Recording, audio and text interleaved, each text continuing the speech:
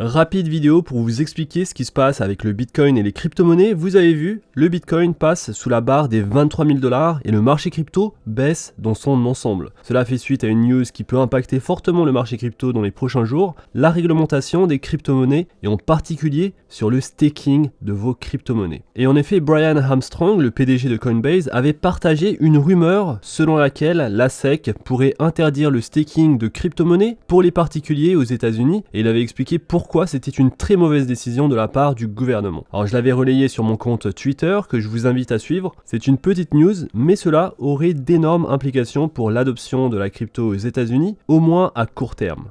Voici ce qu'il dit. Nous entendons des rumeurs selon lesquelles la SEC souhaiterait se débarrasser du crypto staking aux États-Unis pour les particuliers. J'espère que ce n'est pas le cas car je pense que ce serait une voie terrible pour les États-Unis si cela était autorisé. Le staking est une innovation vraiment importante en crypto-monnaie. Il permet aux utilisateurs de participer directement à l'exécution de réseaux cryptographiques ouverts. Le staking apporte de nombreuses améliorations positives à l'espace, notamment l'évolutivité, une sécurité accrue et une empreinte carbone réduite. Et donc le staking, ce n'est pas un titre, ce n'est pas une action, et il donne plus de détails, il renvoie à un article que je vous invite à lire, et c'est un article en particulier qui cible le staking sur le réseau Ethereum. Nous devons nous assurer que les nouvelles technologies sont encouragées à se développer aux États-Unis et non étouffées par l'absence de règles claires. En ce qui concerne les services financiers et le Web3, c'est une question de sécurité nationale que ces capacités soient développées aux États-Unis. La régulation par l'exécution ne fonctionne pas. Cela encourage les entreprises à opérer à l'étranger, ce qui s'est passé avec FTX. J'espère que nous pourrons travailler tous ensemble pour publier des règles claires pour l'industrie et proposer des solutions sensées qui protègent les consommateurs tout en préservant l'innovation et les intérêts de la sécurité nationale aux États-Unis. Et donc voici le message de Brian Armstrong, le PDG de Coinbase. Alors vous notez qu'il parle d'interdiction du staking pour les particuliers et donc des fonds de gestion comme BlackRock ou Goldman Sachs auraient la possibilité de staker l'Ethereum par exemple et donc le contrôle de l'Ethereum tomberait sous le contrôle de ces méga entreprises en l'espace de quelques années, ces entreprises qui seront soudainement les seules autorisées à valider le réseau Ethereum. À coup sûr, en quelques années, cela ruinerait l'Ethereum qui ne serait pas si différent des entreprises du GAFAM que nous avons maintenant comme Google, Amazon, Facebook. Alors ce qui est intéressant, c'est à la suite du tweet de Brian Armstrong, donc le PDG de Coinbase, il y a eu la réponse de Charles Hoskinson. Et donc Charles Hoskinson donne une réponse assez intéressante. Il dit que le staking d'Ethereum est problématique. Céder temporairement vos actifs à quelqu'un d'autre pour qu'ils obtiennent un rendement ressemble beaucoup à des produits réglementés. Le non-custodial liquid staking, d'autre part, est comme les poules minières que nous utilisons depuis 13 ans. Nous avons beaucoup réfléchi à ce qui aurait du sens pour un protocole durable et de preuve d'enjeu qui favorise le contrôle par le plus grand nombre plutôt que par quelques-uns et nous voulions créer un vaste environnement décentralisé. Le blocage des fonds, l'encouragement à la centralisation et la mauvaise conception des protocoles nuisent à l'ensemble de l'industrie. Et donc il est triste que tous les protocoles de preuve d'enjeu puissent être regroupés en raison d'un malentendu fondamental sur les faits réels de fonctionnement et de conception. Alors vous le savez, je suis un grand fan du projet Cardano, c'est un projet qui est dans ma stratégie de dollar cost averaging sur le long terme. Bien sûr, Bitcoin et Ethereum sont la grande partie de mon investissement. Et pour le coup, ce qui est intéressant sur Cardano, c'est le staking qui est décentralisé lorsqu'on va utiliser les portefeuilles, donc le portefeuille Yoroi par exemple. Et c'est pour ça que ce type de news devrait nous encourager à se détacher des plateformes d'échange centralisées et aller plutôt chercher le staking de manière décentralisée.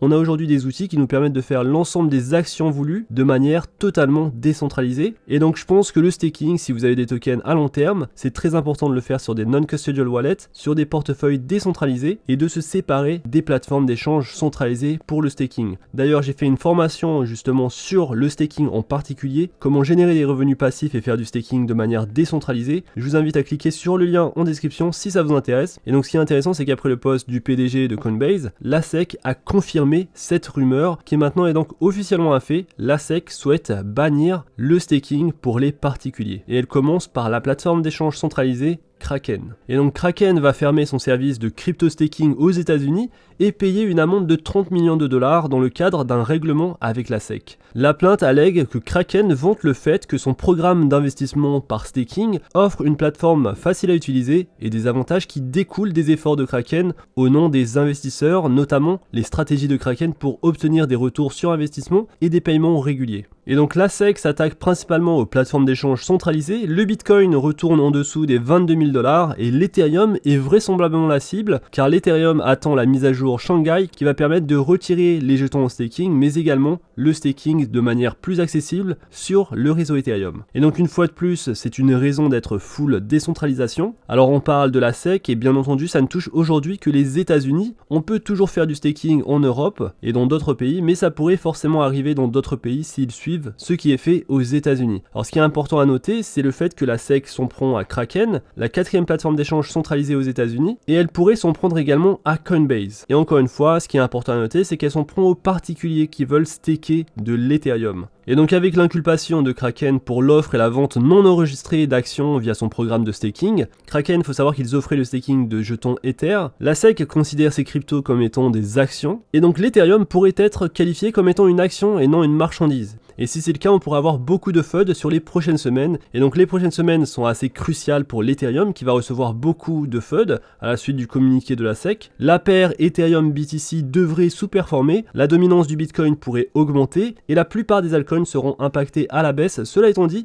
il y a quelques altcoins qui pourraient sortir du lot et il s'agit des fournisseurs de liquid staking qui représentent aujourd'hui 33% du marché, mais ce marché pourrait croître jusqu'à 60% et les projets qui peuvent en bénéficier sont des projets comme le projet Lido, le projet de token RPL, FXS, SWISE. Et donc logiquement ce qui va se passer, c'est qu'on va voir le volume qui était présent sur les plateformes d'échange centralisées, ce volume de staking des jetons Ether, celui-ci va passer sur les plateformes de liquid staking. Et donc c'est intéressant de jouer, de trader sur ces tokens, mais attention, on va trader du FUD.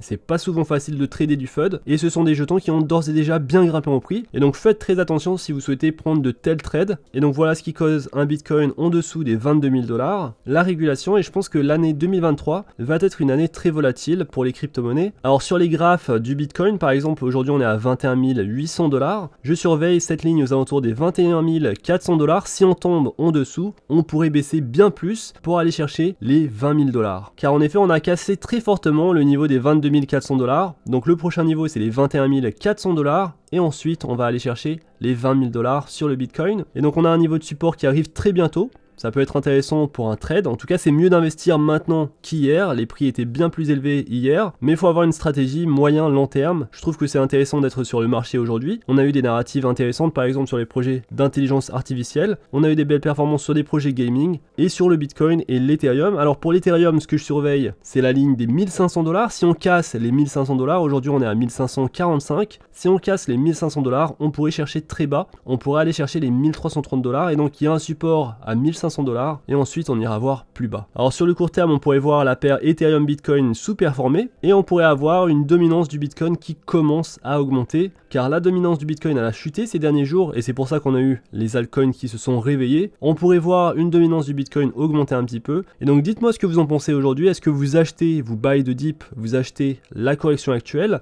et si vous le faites sur quel projet? Car il y a des projets qui ont déjà très bien augmenté. Je pense au projet AI, je pense que c'est intéressant d'acheter ces projets lorsqu'on diminue encore plus. On est sur des niveaux qui sont tout de même encore élevés. Je vous prends l'exemple du projet Fetch de symbole FET. Ce projet est actuellement à 0,39 et il était monté à 0,60, donc 54% par rapport au prix actuel. Mais est-ce qu'on va revoir les sommets aujourd'hui? Honnêtement, ça va être difficile avec la narrative actuelle. Je pense que beaucoup de gens ont pris leur profit et que ces profits vont aller sur les Layer 1, donc sur des projets comme Near Protocol, comme Cardano, comme Avax, comme Matic, sur des projets très solides, ou alors elle va aller tout simplement sur le Bitcoin et ça va augmenter la dominance du Bitcoin. Alors je prévois de vous faire une vidéo sur les projets d'intelligence artificielle les plus importants, car je pense qu'en 2023, on pourrait avoir de très bonnes performances sur ces projets. Et donc sur le court terme, si on revoit sur ce projet par exemple les 0,3 $, ça pourrait être intéressant de faire du DCA, en tout cas sur le moyen terme, sur 2023-2024, car on pourrait retrouver des prix très intéressants sur ce projet, sur également le projet SingularityNet de symbole AGIX. Et donc ces projets pour moi sont encore trop surévalués, mais si on retrouve des bases saines, aux alentours des 0,23 pour ce projet par exemple, on pourrait avoir une position et lisser son prix au fur et à mesure qu'on a des drops sur le marché, et donc faire du DCA sur des projets assez spéculatifs, mais qui pourraient nous rapporter gros lorsqu'on a un retour haussier. Et donc voilà pour cette vidéo. Personnellement ça change rien à ma stratégie, je fais du dollar cost averaging sur les projets les plus importants, et donc le Bitcoin et l'Ethereum. Je trouve que les projets de Layer 1 n'ont pas très bien performé. On a vu des très petits projets performer super bien, et les projets de Layer 1 ont performé assez bien au début de la hausse, mais ensuite ont stagné, et je pensais qu'ils allaient augmenter en valeur, donc c'est possible que ces projets augmentent en valeur sur les prochaines semaines. Je pense à des projets comme Cardano, qui est un projet assez bien décentralisé et qui n'a pas vraiment augmenté en valeur. Et donc ce type de projet, comme le projet Cardano, est intéressant lorsqu'on a de fortes baisses. C'est intéressant de prendre des positions sur ce projet, en tout cas c'est ce que je fais. Il y a de très bons projets, le projet Matic, le projet Polkadot, le projet Avax, le projet Chainlink qui se tient assez bien. En tout cas sur cette correction très forte du Bitcoin, ce qui est intéressant c'est le timing. Le Bitcoin s'apprête à connaître sa première weekly Death Cross, c'est du jamais vu dans l'histoire du Bitcoin. Et pour pimenter le coup, nous avions eu donc le Daily Golden Cross. Comment tout cela va se jouer? C'est ce que je vous avais demandé le 9 février. Pour l'instant, on voit une chute du prix du Bitcoin. Est-ce que ça va continuer ou est-ce que vous pensez qu'on va aller à la hausse? Dites-le moi dans les commentaires. Et également, si ça vous intéresse de prendre connaissance des éléments clés que j'utilise dans mes tradings et mes investissements, j'ai créé un e-book gratuit sur le trading que vous pouvez télécharger en utilisant mon lien en description. Et si vous avez aimé cette vidéo, je compte sur vous pour liker et la partager. On se retrouve très vite. À bientôt.